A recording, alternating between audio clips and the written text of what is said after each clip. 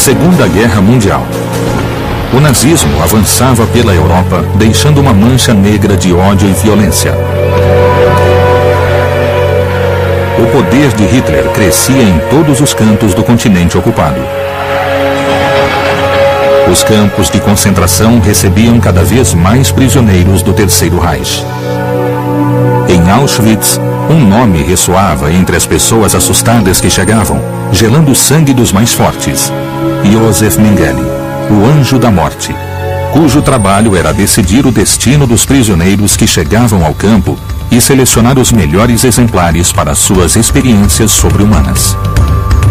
Mas como um homem nascido em uma família burguesa com 2 diplomas universitários e um grande futuro pela frente se associou à máquina assassina nazista, tornando-se um assassino cruel? Como ele pôde escapar da justiça e deixar questões não resolvidas sobre sua morte?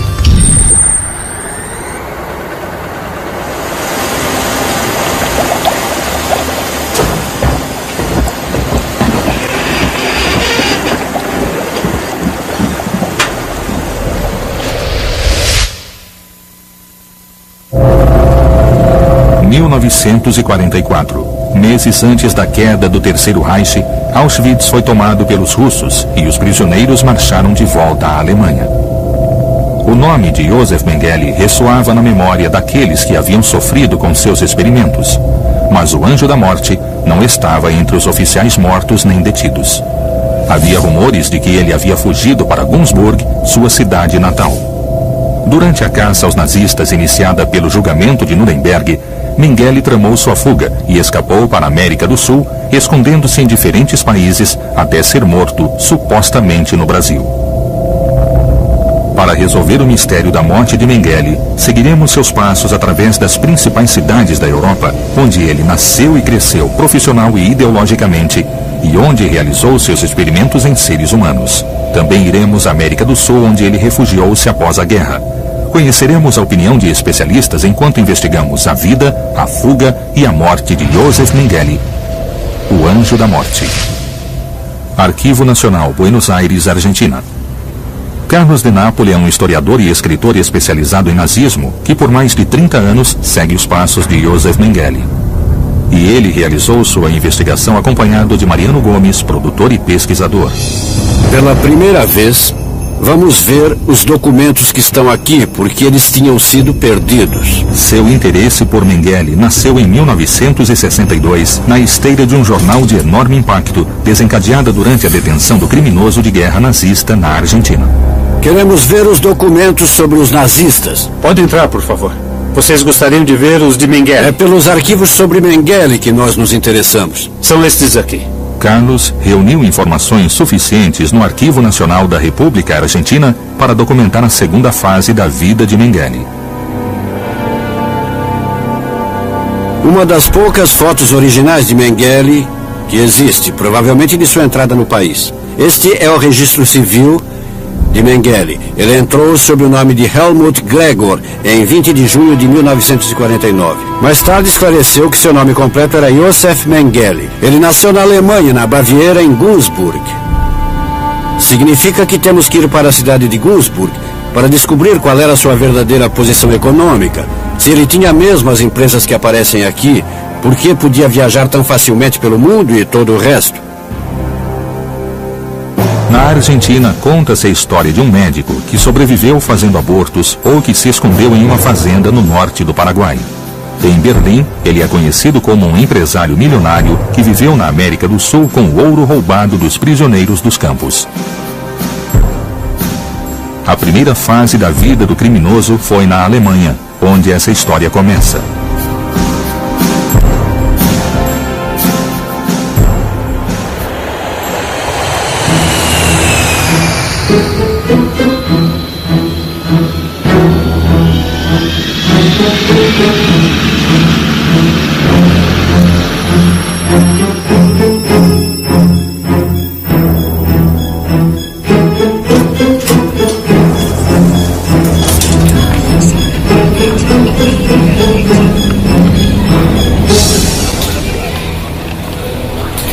Günzburg é uma cidade antiga de tradição rural. Localizada no coração da Baviera, a região mais conservadora da Alemanha. A família Mengele sempre foi um poderoso clã na sociedade de Günzburg. E este clã possuía um poder econômico e político devido à mão de obra de suas empresas agrícolas na região. Temos que encontrar a rua Immelmannstrasse, onde a família Mengele está instalada. Aqui no mapa, não dá para ver direito.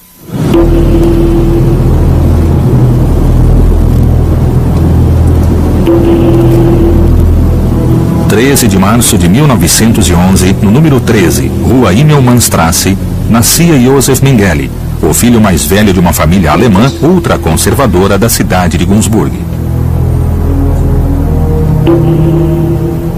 Mengele brincava nesta rua, até começar seus estudos em Günzburg.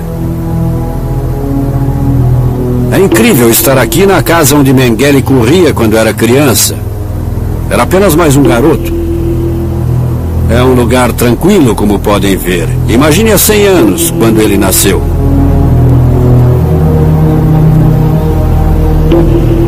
Walter Grabert é o diretor do Museu e Arquivo de Günzburg. E é uma das pessoas mais bem informadas sobre a origem do criminoso nazista. Os pais e 2 irmãos de Josef foram enterrados aqui. Sim. Mas eu acho que Josef está em uma caixa em um instituto no Brasil. Entendi. A família Mengele sempre disponibilizava dinheiro para projetos de construção e como a cidade agradecia. Sempre se faziam homenagens, como dar seu nome a ruas, ou então premiá-los como cidadãos honrados. E, na verdade, é preciso ter isso em conta ao se julgar o que foi que a cidade fez. Josef Mengele não teve quase nenhuma relevância no primeiro processo do nacional-socialismo imediatamente após a Segunda Guerra. Sim. Isso só aconteceu muito mais tarde, quando descobriram no que ele estava envolvido e o que ele havia feito. Este cemitério é cristão ou é um cemitério comum? E se for um cemitério comum, há algum túmulo judeu? Grande parte da população alemã é católica e evangélica, mas naquela época também surgiram cidadãos turcos muçulmanos naquela região.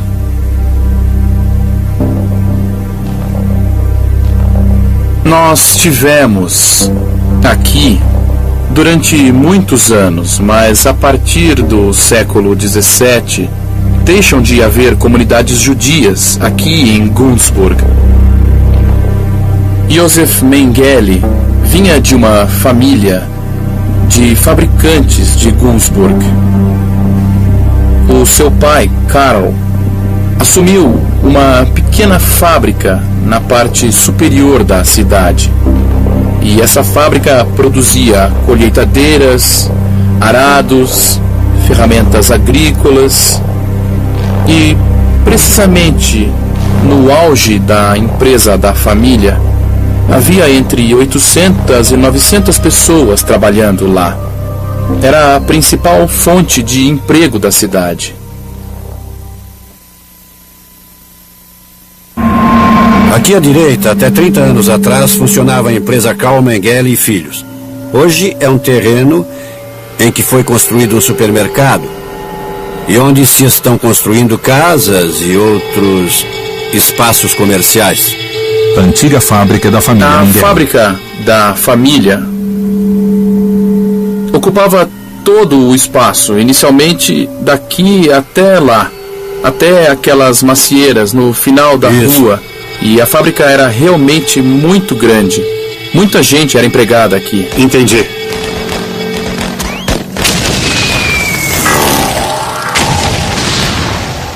Em 1914, eclodia a Primeira Guerra Mundial. Karl Mengele marchou na frente de batalha. A infância de Josef foi marcada pelas deficiências inerentes a uma guerra extremamente sangrenta. Em tais circunstâncias, sua mãe decidiu assumir a empresa da família. Como a guerra exigia comida em grandes quantidades, a empresa de Mengele, ainda sob o comando de Walburga, cresceu significativamente em detrimento dos cuidados de seus filhos. Essa falta de atenção de sua mãe influenciou na criação do monstro de Auschwitz?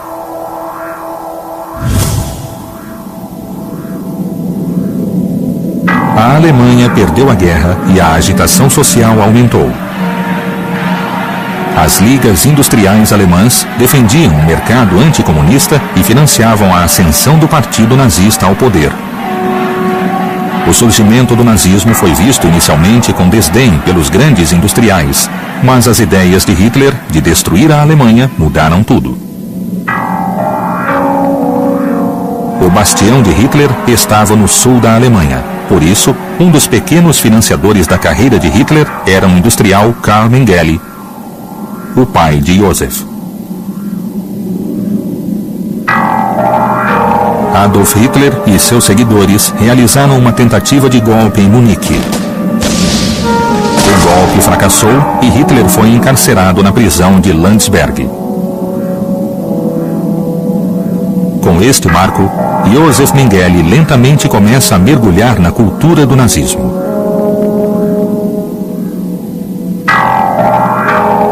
Em 1930, ele viajou para Munique e depois para Frankfurt para iniciar seus estudos. Mas como o filho de um poderoso industrial em poucos anos torna-se o criminoso mais sinistro do nazismo?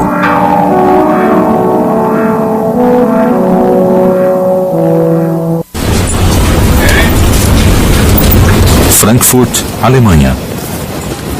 Em 1931, Mengele estudava filosofia e antropologia em Munique, onde conheceu as teorias de raça que justificavam de forma filosófica e ética o nazismo.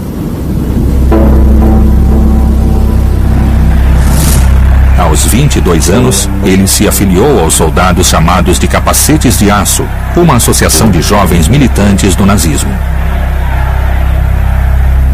Em 1933, Hitler tomou o poder. Começavam as perseguições a professores judeus e a todos os intelectuais que não compartilhavam de sua ideologia. Estamos chegando.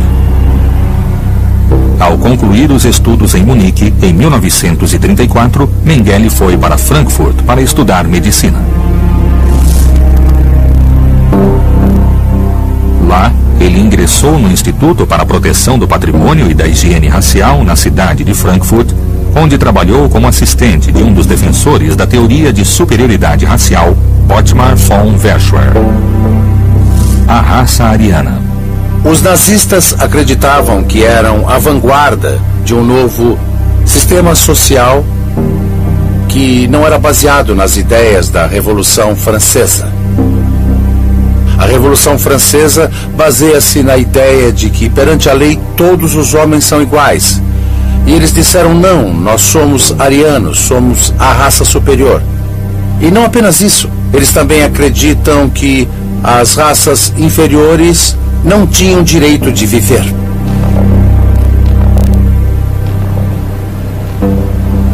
Universidade Goethe, Frankfurt.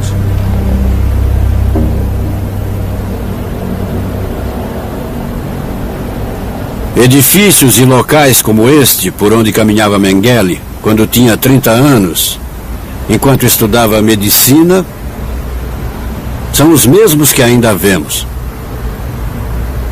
Havia 2 médicos, especificamente, que influenciaram Mengele para que se dedicasse à medicina clínica, especializada na possibilidade de partos múltiplos. Ele já tinha estudos anteriores em antropologia sobre lábio leporino e estava no Instituto Kaiser para realizar estudos genéticos, pois seu chefe era obcecado por gêmeos. A genética humana, estes são todos os departamentos de genética humana. Com o professor Verschwer, Ele se envolveu muito com a genética, pois fazia parte da ideologia nazista se reproduzir e aumentar a população sob o ponto de vista da ideologia nazista. E, primeiro, os gêmeos pareciam ser a solução mais rápida e bem-sucedida para a reprodução. Então, descobrir o segredo dos gêmeos era seu objetivo. Parece que ele era um bom aluno. Não é comum estudar tão rapidamente e se formar em 2 cursos, chegando ao doutorado. Ele não era uma pessoa ignorante, era um homem muito bem preparado, o que é algo muito importante no que viria a acontecer. Como uma pessoa preparada, doutor em filosofia e médico, tendo feito o juramento de Hipócrates, se torna um criminoso terrível. Eu não acho que a educação é uma garantia de bom comportamento ou de comportamento humano. Ele recebeu uma excelente educação. Era formado em medicina e filosofia, então ele estava bem preparado para fazer um grande trabalho para a humanidade. É enigmático. Como creem que se a situação política, não econômica, porque para ele não era situação econômica, mas se a situação política fosse diferente, ele teria sido outro tipo de cientista. Mas se chegou a esse ponto, ele também foi vítima. Eles sabiam o que faziam, mas faziam. E faziam conscientemente. Ele também foi um experimento. É como dizer, como fazemos para um cidadão comum ser um nazista?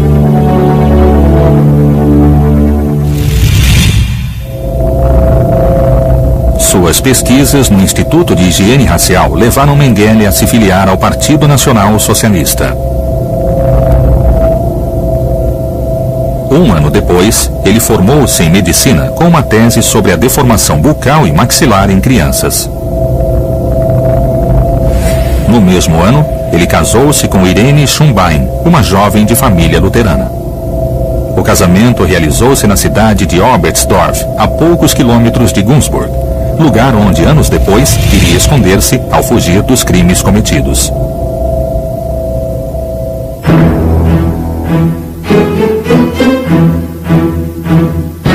A investigação de Carlos de Nápoles prossegue em Munique, buscando as causas da transformação de Mengele no médico criminoso de Auschwitz. Na cervejaria Hofbrauhaus, as reuniões cada vez mais frequentes entre Hitler e seus seguidores deram origem ao Partido Nacional Socialista. Nesta cervejaria, Hitler fazia seus discursos. Esses discursos eram por vezes vaiados por membros do Partido Comunista, que o impediam de fazer discursos adequadamente. Hitler contratou um grupo de 12 pessoas para protegê-lo. Deste punhado de pessoas que foram contratadas para protegê-lo, nasceu mais tarde a SS. A SS, Tropa de Choque de Defesa Pessoal de Hitler, nasceu como uma pequena força destinada à proteção pessoal do Führer. Esse reduzido grupo evoluiu até uma organização complexa que espalhou-se por todos os cantos da sociedade alemã, da polícia a divisões inteiras do Exército Nacional. O Reich tinha controle sobre o Estado policial e as forças policiais do partido se uniram e se misturaram. E a SS tinha quartéis aqui. O próximo passo na vida de Mengele, usando influências de seu pai, foi pedir seu ingresso como oficial médico no exército da SS, selando seu envolvimento com o nazismo.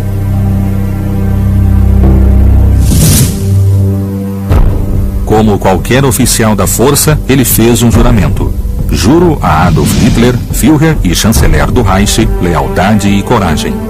Prometo obediência até a morte a você e aos superiores por você designados. Que Deus me ajude. No caso de Mengele, foi pelo direito de pertencer à maior excelência. Se estivesse no sistema, ele acreditava que chegaria à elite da elite e então teria todas as portas abertas.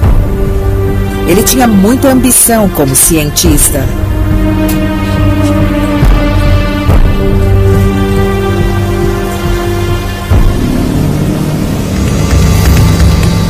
Carlos de Nápoles viaja a Nuremberg para tentar compreender o nazismo crescendo na mentalidade de Mengele.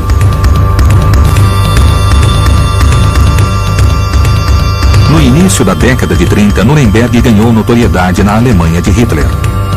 Nuremberg, Alemanha. Ali realizavam-se as reuniões e conferências mais importantes do partido, inclusive no Congressale, um dos estádios mais importantes. Congressale, Congresso do Partido Nacional Socialista dos Trabalhadores.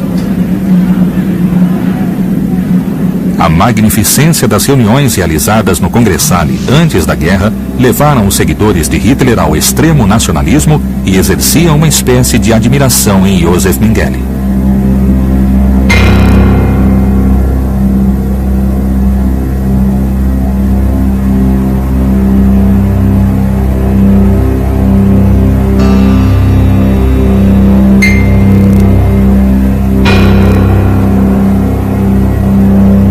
Zeppelin-Wiese, Nuremberg, Alemanha.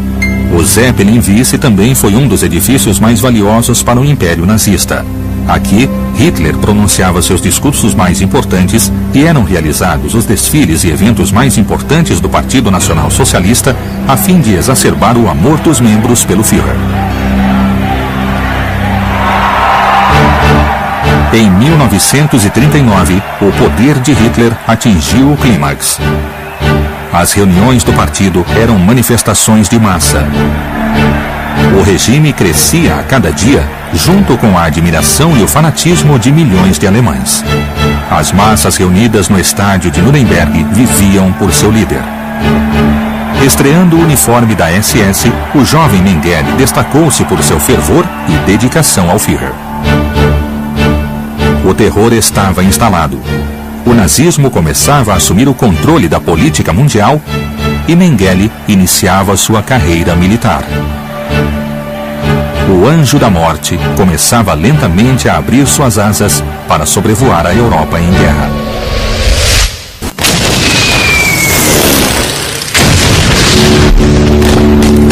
(1º de setembro de 1939). Adolf Hitler ordenou a invasão da Polônia, iniciando 48 horas mais tarde a Segunda Guerra Mundial. Durante o transcurso da guerra, o Terceiro Reich abrangeu toda a Europa Ocidental, chegando à captura de Paris. Enquanto isso, Mengele continuava sua pesquisa genética em Frankfurt, logo depois de ser assimilado à reserva do corpo de médicos e de entrar para uma divisão viking da Waffen-SS. Junho de 1941. A Alemanha invadia a União Soviética. Fevereiro de 1942, Mengele foi recrutado e enviado às proximidades de Rostock, na frente leste, onde foi ferido e evacuado na linha de frente. Por sua atuação, ele foi condecorado com a Cruz de Ferro de 2º grau.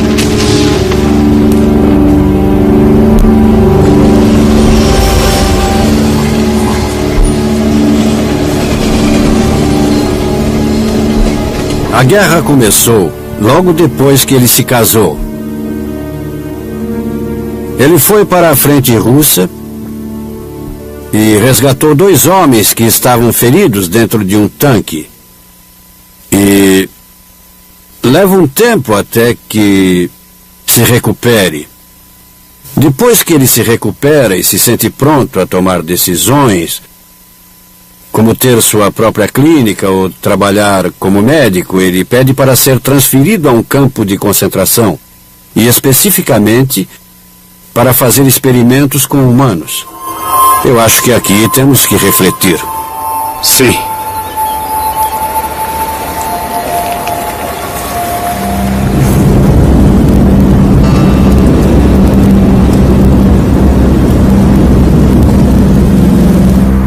Frankfurt, Alemanha.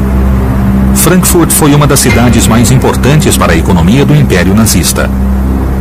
Lá foram instalados os laboratórios da IG Farben, a indústria química mais importante da Alemanha, que passou para o controle nazista em 1937. Na estação... Fica por aqui. O quê? A IG Farben. Estavam interessados em química. A Farben foi criada em torno de 1911 e foi formalizada como sociedade, como um monopólio. Nos anos 20, a fábrica estava pronta. E em 1935, Hitler a passou para o controle nazista, enviando para lá grupos de judeus ou qualquer outra pessoa considerada estranha ou politicamente contrária ao partido. E isso influenciou os médicos?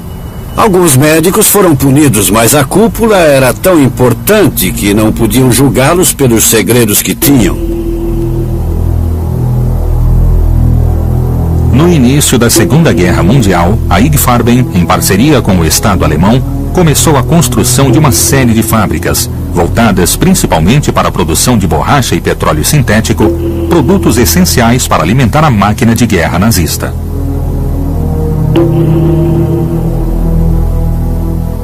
Tendo à sua disposição centenas de milhares de prisioneiros em campos de concentração para realizar experiências com produtos farmacêuticos, a IG Farben se organizou para obter o maior benefício comercial possível. Do edifício sede da empresa, localizado na cidade de Frankfurt, eram enviados produtos químicos para os campos de concentração, com os quais os médicos faziam experiências em seres humanos.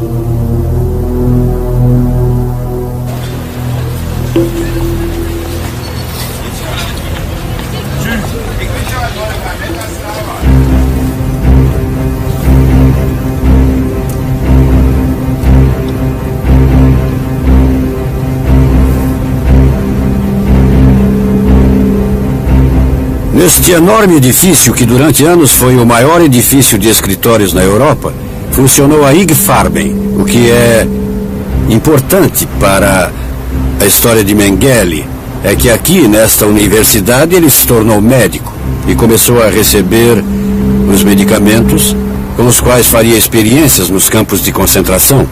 Às vezes, ele vinha a esta empresa, aos escritórios, para retirar os produtos que seriam utilizados em experimentos. Às vezes eram simples produtos químicos e outras vezes eram derivados de glândulas humanas, como os hormônios. Um dos primeiros produtos que utilizaram em experiências foi a sulfonamida. Posteriormente fizeram experiências com hormônios no projeto conhecido como Lebensborn.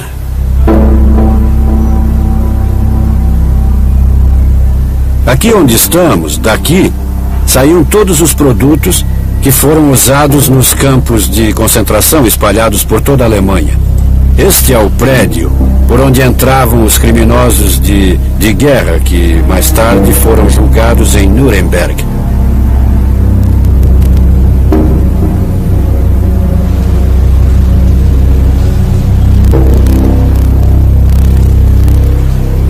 Cada passo que damos mostra a relação entre Auschwitz e a Farben.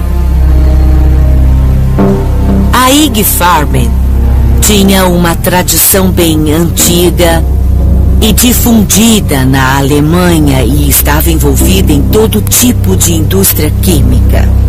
O gás Zyklon B, que foi usado para a destruição em massa, foi produzido pelas fábricas pertencentes à IG Farben.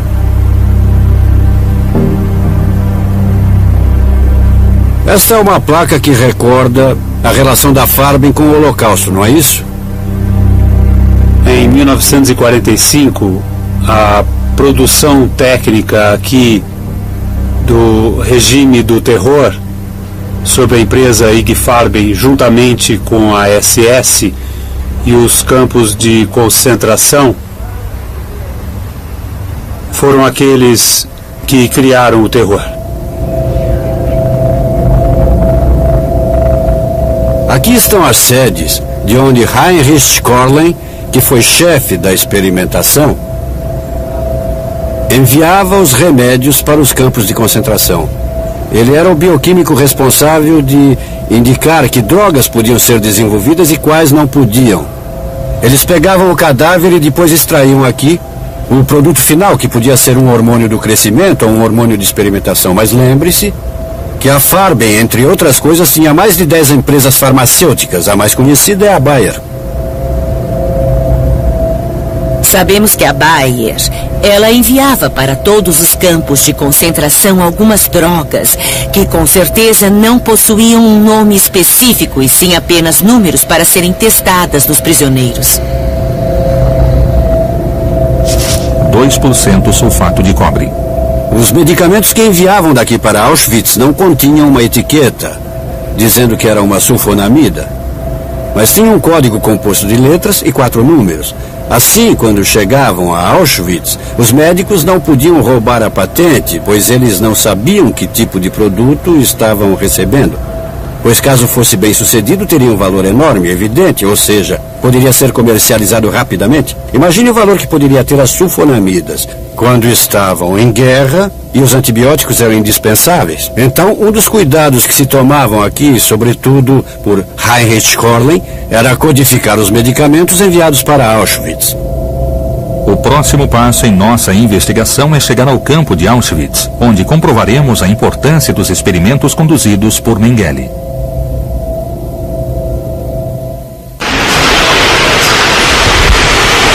Estação de trem, Frankfurt. Senhoras e senhores, este trem tem como destino Auschwitz.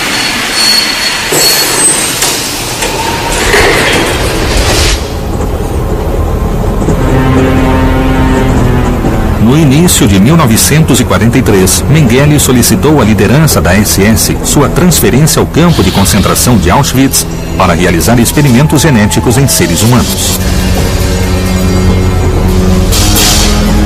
Ele poderia ter escolhido outro destino para sua vida e poderia ter feito experimentos sem se rebaixar tanto. Houve outros que realizaram experimentos. Talvez não fossem de família tão renomada ou com pais tão ricos. Por isso a escolha dele é sinistra. Aqui está, 2 passagens para Auschwitz. O local não foi escolhido por acaso. Sabemos a partir das biografias de fontes disponíveis que muito tempo antes da guerra, ele já estava envolvido em vários projetos na Alemanha envolvendo questões de genética. E vir para cá com tantas famílias e tantas relações em poucas gerações, ele podia trabalhar como ele considerava, assim como seus supervisores, com maior chance de sucesso para melhorar as teorias raciais do regime nazista. Por que Auschwitz? Porque para alguém com uma mentalidade científica não criminosa era o local perfeito, pois podia usar os prisioneiros como cobaias humanas. Ou seja, eram como ratinhos de laboratório. E isso era inédito, porque nunca antes haviam feito uma experiência coletiva e massiva. Desde que chegou ao poder, Hitler sabia que a Alemanha precisava, acima de tudo, de borracha e petróleo sintético. Em 6 de fevereiro de 1941, nos arredores de Auschwitz, a IG Farben construiu uma fábrica gigantesca para a produção de borracha e petróleo sintético. A escolha do local foi feita porque na região havia carvão, água e calcário em grandes quantidades, produtos básicos à produção desejada.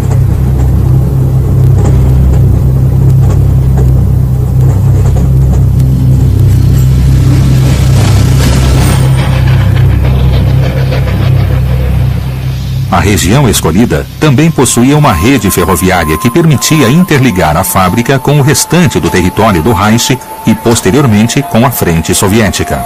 Estação de trem de Auschwitz, em Polônia.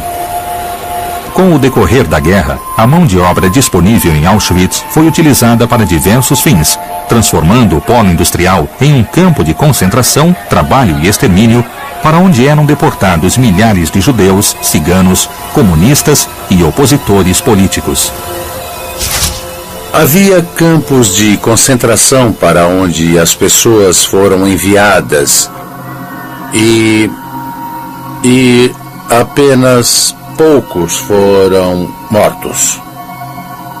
Havia também as fábricas de morte como Auschwitz ou Treblinka, onde a ideia era levar as pessoas para lá e matá-las.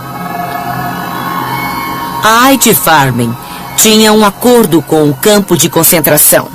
Eles poderiam usar os prisioneiros e ainda tinham que pagar os administradores do campo para usar esses prisioneiros do campo de concentração.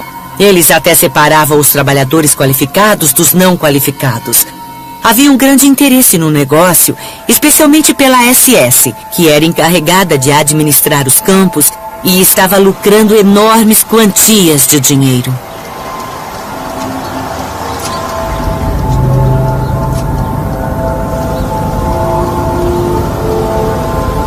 A operação dos campos de concentração e de extermínio foi relatada por Rudolf Höss, chefe de Auschwitz, em seu livro Eu, Comandante de Auschwitz. Os 6 centros de extermínio eram Auschwitz, Birkenau, Lublin, Majdanek, Belzec, Chelmno, Sobibor e Treblinka. Localizavam-se na Polônia e estavam instalados próximos às linhas férreas com um sistema de camuflagem. Eram pequenos e só possuíam as instalações necessárias para as execuções massivas, como câmaras de gás e crematórios. Auschwitz e Lublin eram anexos de campos centrais destinados à exploração dos deportados. No final de 1943, Höss promoveu as pesquisas de Mengele em seres humanos com a aprovação do Conselho da IG Farben. Então, no início de 1943, Josef Mengele chegou finalmente no campo de Auschwitz. No local havia centenas de médicos, na maioria responsáveis por assegurar que não houvesse surtos de epidemias. Auschwitz I era o campo principal dentro do complexo. Em um dos edifícios, Mengele realizava suas experiências, especialmente com crianças. Campo de concentração Auschwitz, Polônia. Auschwitz foi um complexo de campos de concentração. Nós estamos em Auschwitz I, o primeiro campo estabelecido. Logo vieram Auschwitz II, Birkenau, que fica a 3 quilômetros daqui. A uns 11 quilômetros, mais ou menos, na direção oposta, ficava Auschwitz III, onde havia um centro industrial da IG Farben e os prisioneiros foram usados para construir uma fábrica química. Além destes 3 campos localizados nos arredores da cidade, havia outros 40 subcampos menores, onde os prisioneiros eram usados como escravos. O primeiro transporte de prisioneiros chegou em 14 de junho de 1940 e o acampamento começou a receber cada vez mais prisioneiros. Então decidiram construir um campo extra para prisioneiros soviéticos, que foi Birkenau. 90% dos prisioneiros trabalhavam na área de construção, então construíram os campos nessas áreas. Os escravos e os prisioneiros, inclusive os que eram mantidos aqui em Auschwitz I, foram levados para Birkenau. Então aqui podemos ver o portão principal e o slogan "O trabalho nos liberta", que era um slogan cínico aqui, já que ninguém era livre graças ao trabalho. O trabalho era uma arma de destruição.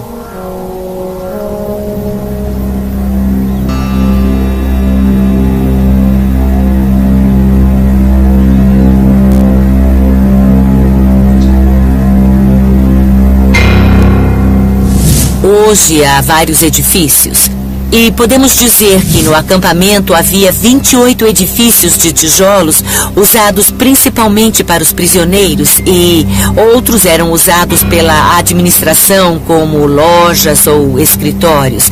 Atualmente, a primeira fileira de edifícios é usada pelo museu e a última fileira de edifícios há uma exposição para todos os visitantes.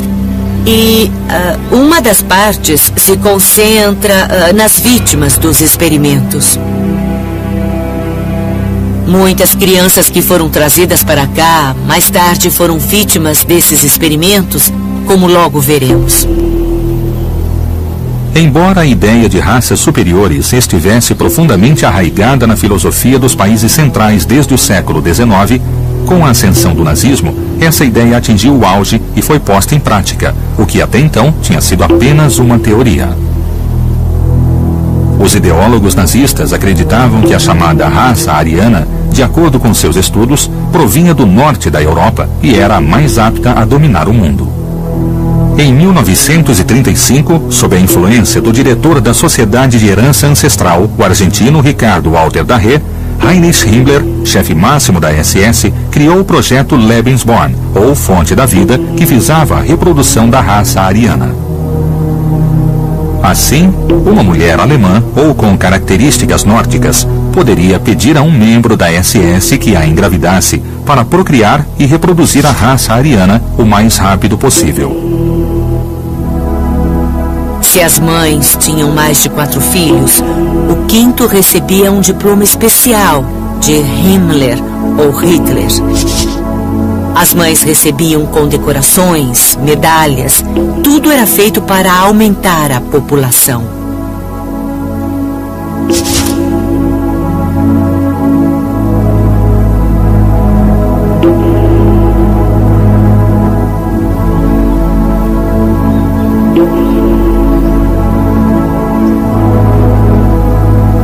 Se falamos de experimentação, na verdade havia muitos cientistas trabalhando em diversos projetos aqui.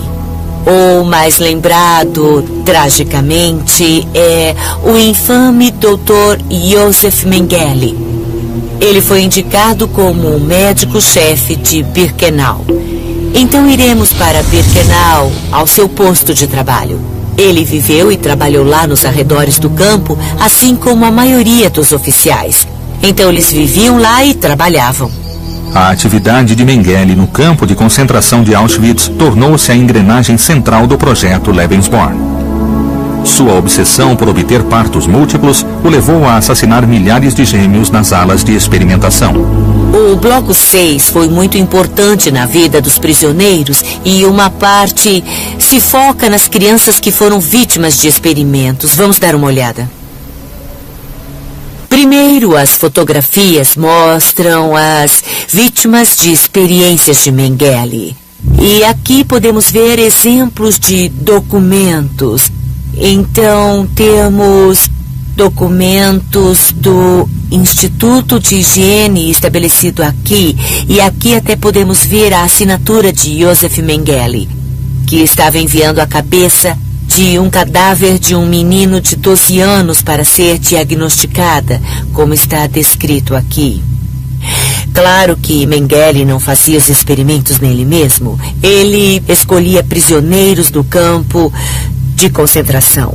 Aqui na foto podemos ver 2 meninas que foram vítimas dos experimentos, Eva Moses Kor e sua irmã Miriam. Elas foram trazidas da Hungria. Tive a oportunidade de conversar com essa Moses há alguns anos e ela me disse que após o trabalho, os médicos lhe perguntaram se os experimentos haviam prejudicado sua saúde. E ela disse que quando estavam na maca, injetavam alguns líquidos. Sim. E ela disse que nunca lhes contaram o que era. Eram crianças e na documentação dos sobreviventes não há esse tipo de informação. Mas ela disse que depois da guerra, alguns anos mais tarde, uma delas começou a perder a visão e quase ficou cega. Elas não sabiam o que era, pois nada havia acontecido a elas, não haviam adoecido nem nada. Mas felizmente os médicos conseguiram salvá-la e ela voltou a enxergar normalmente. Mas ela disse que um dos diagnósticos era de que se tratava de resíduos dos experimentos. A intervenção de Mengele no projeto Lebensborn não se limitou às experiências com gêmeos. Documentos encontrados na Alemanha e na Argentina mostram claramente que havia o objetivo de prolongar o período de fertilidade das mulheres, a obtenção da fórmula da eterna juventude e a cura de homossexuais através do uso de hormônios obtidos pela Ig Farben. Conectados com ele através do tempo. Ele mesmo os descrevia como experimentos médicos. E eu não vejo como isso pode ser do interesse da medicina. Houve experimentos, especialmente com gêmeos, para verificar como os químicos eram eficazes para matar pessoas. E algo que deve ficar claro desde o início é que ele era um médico, mas não pensava em curar ninguém. Ele só pensava em aniquilar pessoas.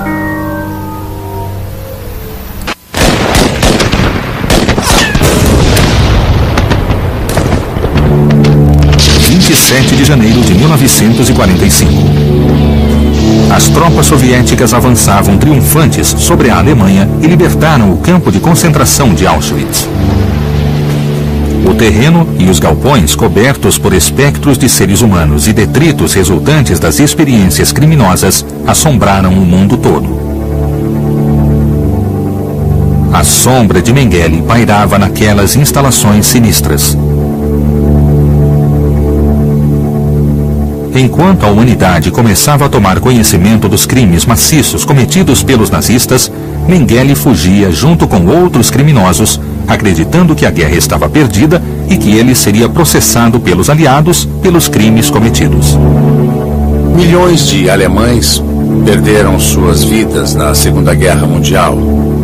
E os sobreviventes tiveram a oportunidade de obter boas posições na Alemanha pós-guerra, porque não sobraram muitos deles, especialmente a geração que criou o regime nazista.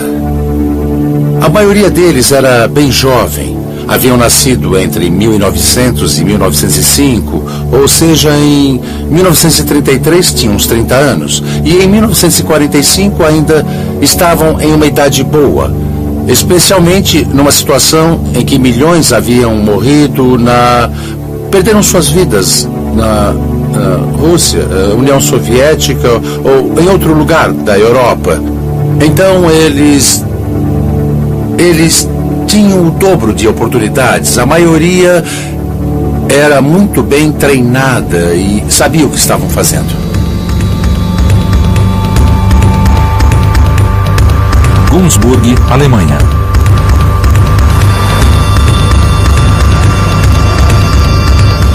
Günzburg foi o primeiro local onde Mengele se escondeu ao fugir de Auschwitz. Ali ele permaneceu de 1945 a 1949, escondendo-se nas propriedades da família no campo e na cidade. Lá ele foi ajudado por seu pai, Karl, que colaborou para que Josef saísse da Europa. Durante os 2 primeiros anos, ele pôde desfrutar da tranquilidade do campo, sem a possibilidade de ser encontrado pela justiça. Ele até começou um romance com Martha Maria Will, a esposa de seu irmão falecido. Quando ele saiu de Auschwitz, Mengele se escondeu aqui, no interior de Günzburg. Não sabemos em que lugar exatamente, mas sabemos que foi quando iniciou uma fuga que acabaria no Brasil, em 1959. Na época, ele já tinha aparecido nos jornais e era procurado intensamente.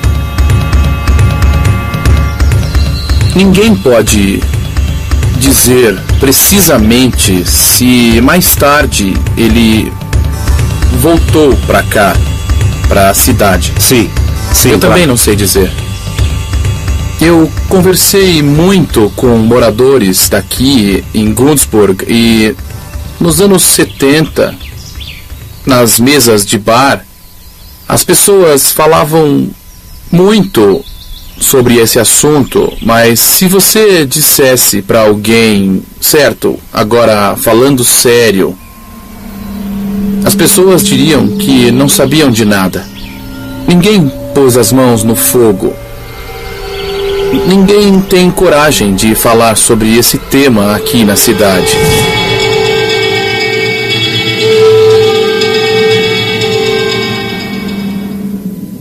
Em 7 de maio de 1945, o Terceiro Reich caiu. Suas tropas se renderam às forças aliadas e a Segunda Guerra Mundial terminava na Europa.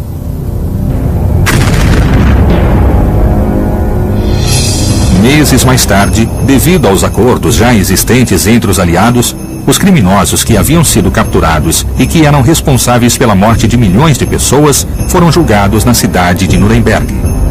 Para este fim, foi estabelecido o Tribunal Militar Internacional, composto por representantes dos vencedores. Boa pergunta. Eu gostei dos julgamentos. Acho que foram relativamente bem-sucedidos. Os líderes do Terceiro Reich foram julgados e, por fim, foram sentenciados oficialmente. O que aconteceu em seguida, se as sentenças foram cumpridas a curto ou longo prazo, isso é outra coisa. Temos uma parte da exposição que mostra 50 pessoas que foram investigadas. Houve muita investigação. 16 pessoas foram a julgamento e 3 foram condenadas. Ou seja, nem 1%. Concluídos os julgamentos, os Estados Unidos iniciaram por conta própria os chamados julgamentos subsequentes, em que foram avaliados os médicos que haviam participado de experiências criminosas com os prisioneiros dos campos de concentração e as autoridades da IG Farben, que haviam fornecido os produtos químicos a serem testados nesses experimentos. Havia pessoas que estavam interessadas em levar as pessoas à justiça. Isso aconteceu. Mas na maioria dos tribunais não havia pessoas interessadas porque eram da antiga elite. Eram pessoas que continuavam com seu trabalho. Então, é por isso que tivemos um número relativamente baixo de julgamentos. E como os sentenciaram, ou como encontraram os acusados, é difícil de saber. Apesar da importância e do impacto que tiveram os julgamentos, Josef Mengele foi um dos muitos cientistas criminosos que nem sequer foram mencionados durante o processo. Seus experimentos terríveis ficaram conhecidos somente anos mais tarde.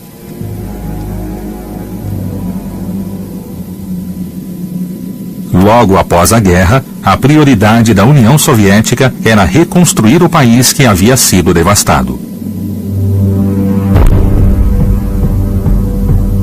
No entanto, no decorrer dos anos, também começou a perseguir os nazistas que haviam cometido crimes de lesa humanidade contra a população civil e militar soviética. Como em Auschwitz, milhares de soviéticos haviam sido exterminados. O nome de Mengele, assim como de tantos outros médicos, logo eram mencionados na sede da implacável NKVD.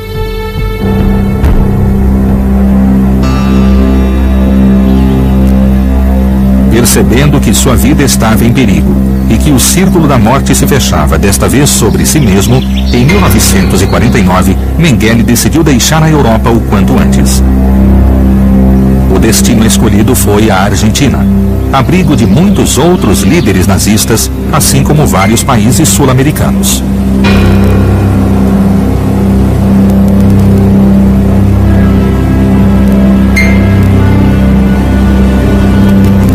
Alemanha, Günzburg.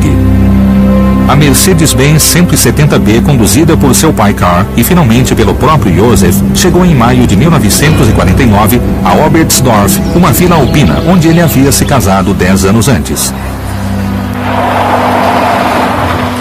No dia seguinte, ele percorreu uma estrada sinuosa coberta pelas névoas primaveris da cidade italiana de Gênova, um dos portos mais movimentados da península.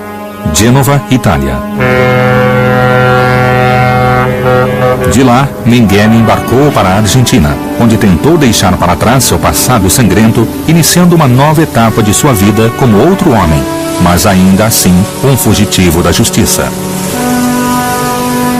Mengele conseguiu recomeçar e esquecer seu passado sinistro? Aeroporto Internacional de Frankfurt, Alemanha. Carlos de Nápoles retorna à Argentina seguindo os passos do criminoso de Auschwitz. Sua fuga da cidade de Gênova tinha como destino o continente sul-americano.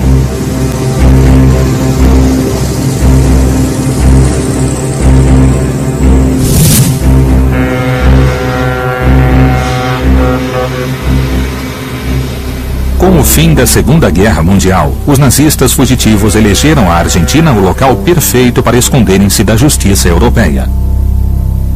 Muitos afirmam que a ideologia nazista de Juan Domingo Perón foi a causa principal da chegada maciça de membros do Partido Nacional Socialista. Ao assumir a presidência após a Segunda Guerra, a suspeita da criação de redes e associações nazistas cresceu no país. 20 de junho de 1945. Josef Mengele chegava à Argentina. O passaporte que trazia consigo havia sido emitido pela Cruz Vermelha Internacional sob o nome de Helmut Gregor, um cidadão italiano nascido em Termeno. Entre seus pertences estavam os resultados das experiências médicas realizadas em Auschwitz. O anjo da morte, que havia percorrido por mais de um ano os campos de concentração, buscava com essa viagem esconder o sangue que o cobria sob o pretexto de uma pessoa respeitável.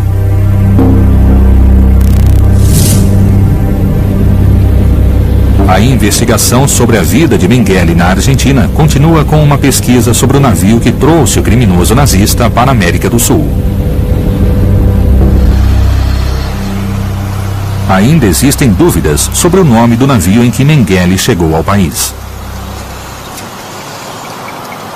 As informações prestadas pelo Arquivo Nacional diferem dos dados da alfândega. Pelo Arquivo Nacional, Mengele chegou a bordo do vapor Felipa. E na imigração, o cartão de entrada diz que ele veio a bordo do North King.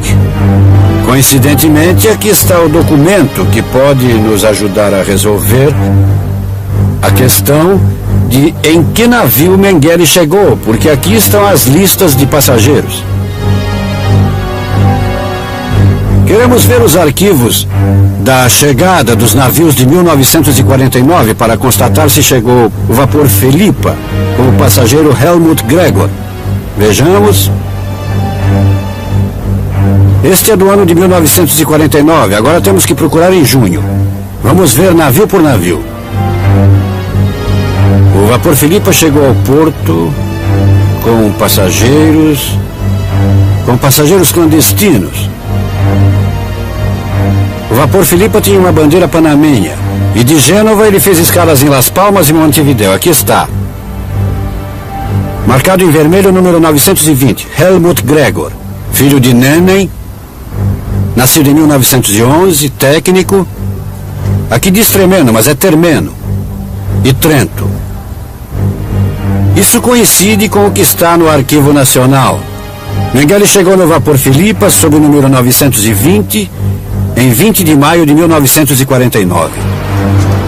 Mengele mal chegou ao país e foi para o Hotel dos Imigrantes para continuar ocultando seu passado e começar uma nova etapa em sua vida.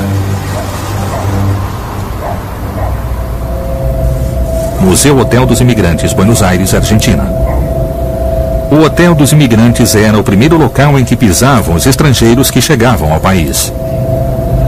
Depois que o navio atracava, a primeira recepção era aqui. Exatamente. Os imigrantes chegavam e podiam entrar no hotel aqui por este portão.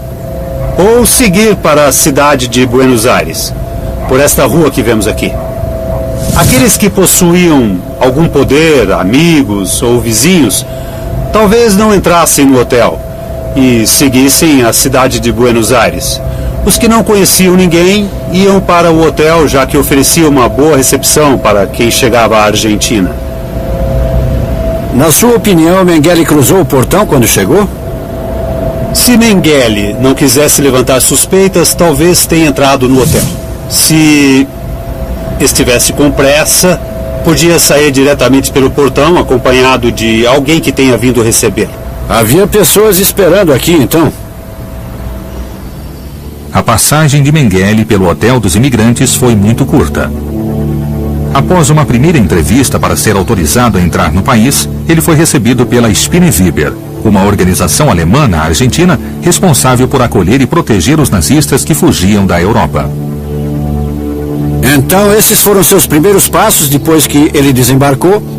Sentou-se a uma mesa, onde o examinador anotaria seu nome e, de alguma forma... Isso. Ele passava por uma seleção e seria examinado para ver se poderia viver como imigrante na Argentina. Quer dizer que Josef Mengele, que estava acostumado a selecionar pessoas e enviá-las à morte ou aos campos de trabalho, em uma determinada situação também passou por isso. Teria que ser selecionado em vez de ser selecionador. Ele teve que apresentar um formulário, seus documentos, seu nome, que era falso, e pela primeira vez ele encontrou um obstáculo que precisava saltar. Exatamente. Aqui temos seu formulário de registro de quando ele chegou à Argentina, como todos os estrangeiros que queriam ficar aqui. Este era o registro oficial? Isso mesmo.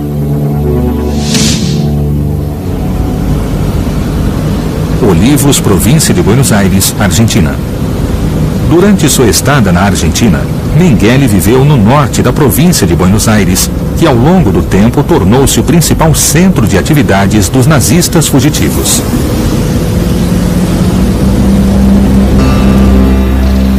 Nos 6 meses seguintes após sua chegada a Buenos Aires, Mengele viveu nesta casa, na rua Arenales 2460, na cidade de Olivos. Esta casa não é uma casa qualquer, era a casa de um descendente alemão, que durante os 10 anos que ele ficou na Argentina, este endereço foi informado quando ele tirou a carteira de motorista e quando pediu permissão para viajar com o tal de Josef Strobel. Então esta casa era o centro da Spineweber, a organização que os nazistas milionários usavam para se proteger. E Mengele era um deles.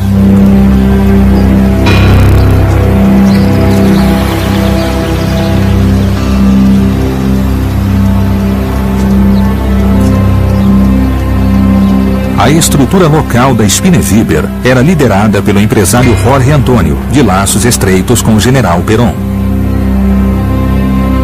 Como os outros membros da rede, a estada de Mengele na Argentina foi caracterizada por uma mobilidade constante, especialmente no norte da província de Buenos Aires.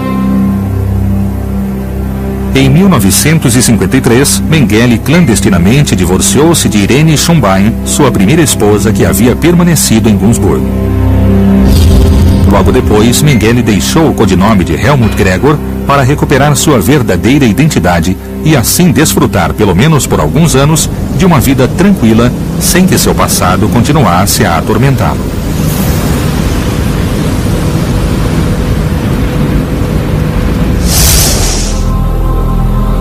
Após a criação da República Federal da Alemanha em 1949, iniciou-se a perseguição aos criminosos de guerra nazistas que não haviam sido julgados.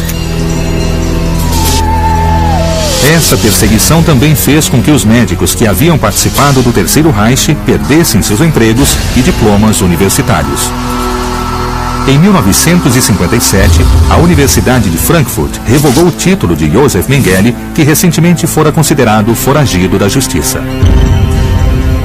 Mas Mengele ainda estava escondido na Argentina, sem suspeitar que sua paz logo acabaria.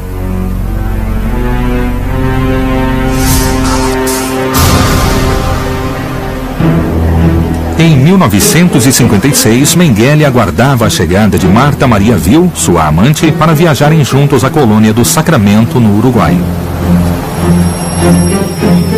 Em meados dos anos 50, na Argentina, havia maiores impedimentos para que pessoas divorciadas voltassem a se casar, enquanto no Uruguai o processo era bem simples. Tirando proveito dessa situação, Mengele viajou para o Uruguai em 1958 para concretizar seu segundo casamento. Ele estava cada vez mais distante do médico sinistro que fora durante a guerra. Colônia do Sacramento, Uruguai.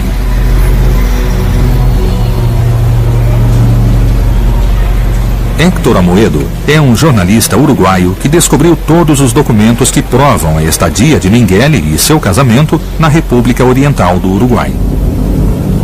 Para onde vamos, Héctor? Bom, vamos ao gabinete do prefeito em Colônia, no registro civil do comissariado de Colônia. Está a certidão de casamento de Mengele e Marta Maria. Quando as pessoas se casam, o primeiro ano fica no registro civil do cartório competente. Certo. Mas após um ano passa para o departamento intendente, para o registro civil do departamento nesse intendente. Caso, é aqui, mesmo. né? Perfeito. Isso. É um escritório pequeno, como os de outras cidades do interior. Esse documento está completo. É o documento principal. Entendi. E aí aparece a primeira assinatura. A primeira assinatura de Mengele. E aqui abaixo, a de Maria Marta Ville, emitida em Gunzburg, cidade natal de Mengele. E aqui está, devidamente referendado. Na Alemanha, por conseguinte. A importância de encontrar evidências dessa união, os documentos referendados pela Embaixada da Alemanha mostram que na Europa sabia-se da presença de Mengele na América do Sul. Esta aqui é a certidão alemã, é claro, do divórcio. De acordo com a certidão de divórcio do cartório de Frankfurt, Irene Schumbein, a primeira esposa de Mengele, informou ao juiz que o criminoso vivia na Argentina desde 1949 e que recebia a correspondência na Rua Sarmiento, 1875, na cidade de Olivos. Aqui as assinaturas são iguais. Uma pista vital para que Mengele começasse a ser perseguido pela justiça pouco tempo depois. Você pode ler para nós? Sim. Em Nova Helvécia, no dia 16 de junho de 1958, às 10 horas, a pedido das partes interessadas, faço saber que aqui casam-se o senhor Josef Mengele e a senhora Marta Maria Will. Intimo todos que venham a saber de qualquer impedimento ao casamento que se manifestem por escrito a este cartório, fazendo conhecer as causas. O casamento de Mengele no Uruguai não seria possível sem a ajuda de Roberto Mertig, dono da empresa Orbis e amigo pessoal de Carl Mengele. O pai de Josef havia estabelecido contato com Mertig em 1946, solicitando ajuda para que a vinda de seu filho na América do Sul lhe permitisse esquecer seu passado no Terceiro Reich.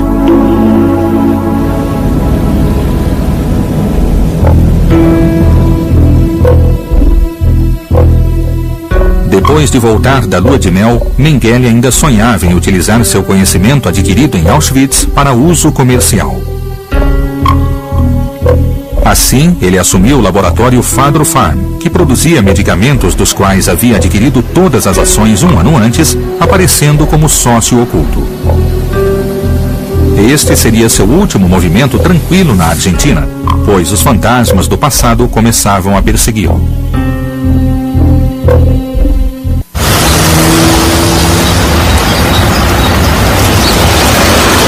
Carapachay, província de Buenos Aires, Argentina. Em Carapachay localizava-se o novo projeto de experimentação de Mengele, o laboratório Fadro Farm.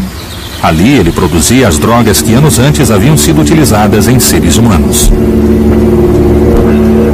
Entre elas, encontravam-se as drogas utilizadas no projeto Lebensborn, uma pesquisa orientada à reprodução da raça ariana.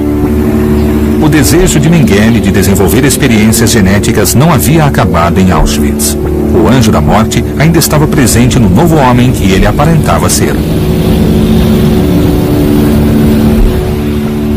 Inspeção Geral de Justiça, Cidade de Buenos Aires.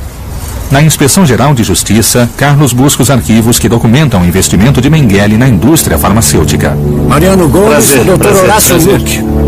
Boa tarde. Olá, boa tarde. Queríamos saber se é possível retirar um processo. Está com todas as autorizações? Sim, é um processo em nome da sociedade Fadro Farm. Está em nome de Josef Mengele. Aqui está. Está completo?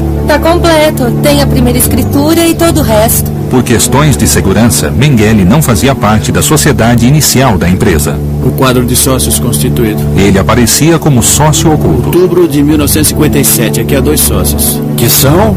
Ernesto Timmermann, alemão, e Heinz Truppel, argentino. Não há nenhum vestígio. De Mengele? Não há nada. Aqui aparece a senhora Erika Peters Timmermann. E então? Bom, aqui temos o que estamos procurando. Este é um documento de 28 de agosto de 1958. Foi quando revelam quem era esse sócio oculto. E no momento em que aparece o Mengele, o capital de repente se eleva para 1 milhão de pesos daquela época, dos quais 980 mil pesos correspondiam a ele. Muito bem. Este importante investimento e Mengele lhe assegura um futuro privilegiado na América do Sul. Assim, eliminam-se os rumores de sua estadia nas favelas do Brasil. Eu, como advogado, o que posso dizer é que nesta sociedade ele tinha o controle total. Não estamos falando de um capital muito insignificante. É uma empresa dedicada cujo capital social à indústria farmacêutica. A indústria farmacêutica, e havia outros sócios, pelo que estamos vendo. Esse Timmermann, que também contribuiu para a sociedade com seus supostos conhecimentos em experimentação com drogas. É interessante porque parece que aconteceu alguma coisa. Porque o Mengele voltou à clandestinidade. E novamente, em abril de 1959, ele já tinha sido informado de que o estavam procurando. A denúncia que sua primeira esposa, Irene Schumbein, havia feito rendia frutos. A República Federal da Alemanha fez um pedido de extradição do criminoso. Alertado por seu pai, Mengele renuncia à empresa e volta à clandestinidade.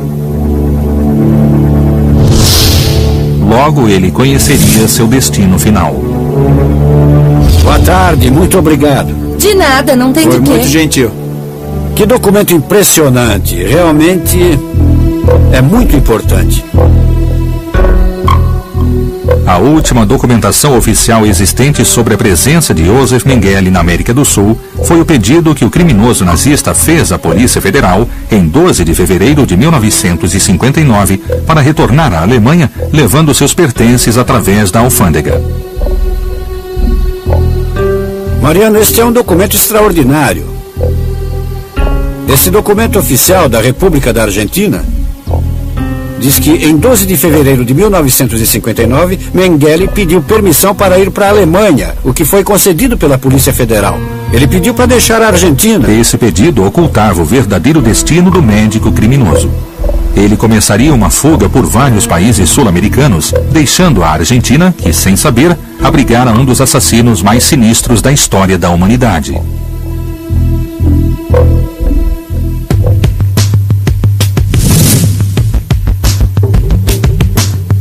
Meses depois da fuga de Mengele da Argentina, chegou ao país o pedido de extradição da justiça alemã.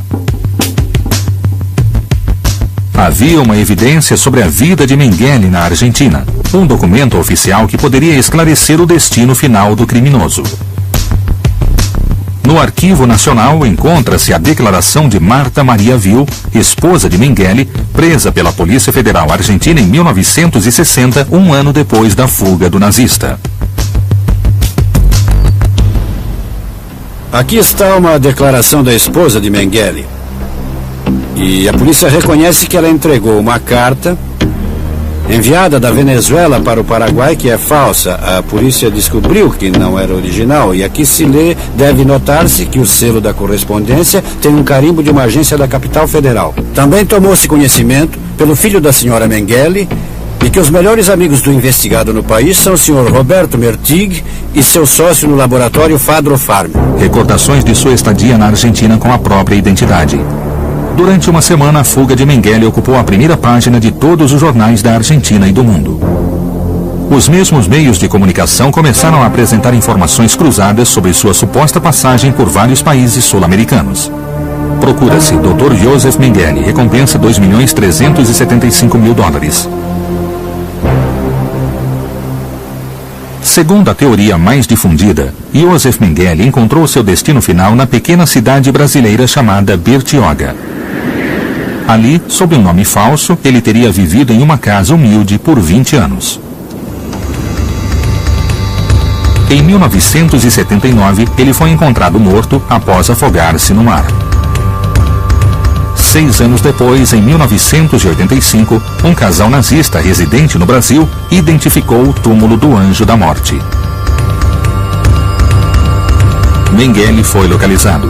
O corpo apresentava ferimentos na cabeça e uma doença óssea, o que aparecerá nos exames se o corpo for mesmo de Josef Mengele.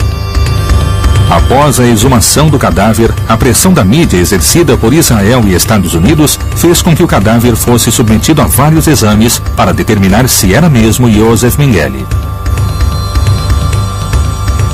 Durante o processo de análise, esperava-se que os estudos esclarecessem o paradeiro e o destino do criminoso nazista.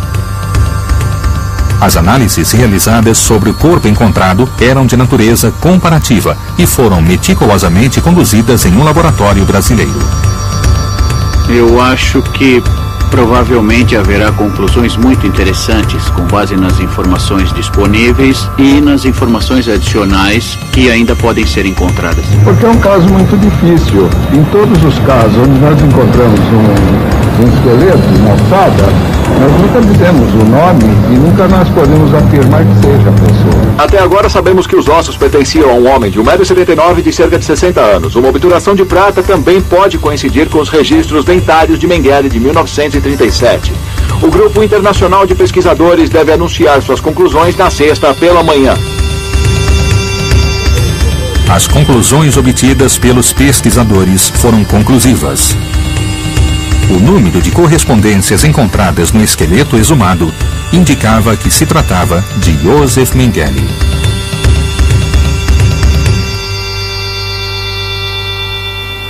A notícia sobre a morte de Mengele surpreendeu o mundo todo. A história do Anjo da Morte, que havia percorrido os campos de Auschwitz durante 1 ano e meio e que conseguiu fugir sem ser julgado por seus crimes, havia terminado. A morte do sinistro médico ainda deixa intrigas, mas o fato é que o criminoso nazista pôde escapar da justiça graças à cumplicidade de sua família e de vários contatos na América do Sul. Ninguém o encontrou até sua morte. No entanto, suas vítimas ainda clamam por justiça.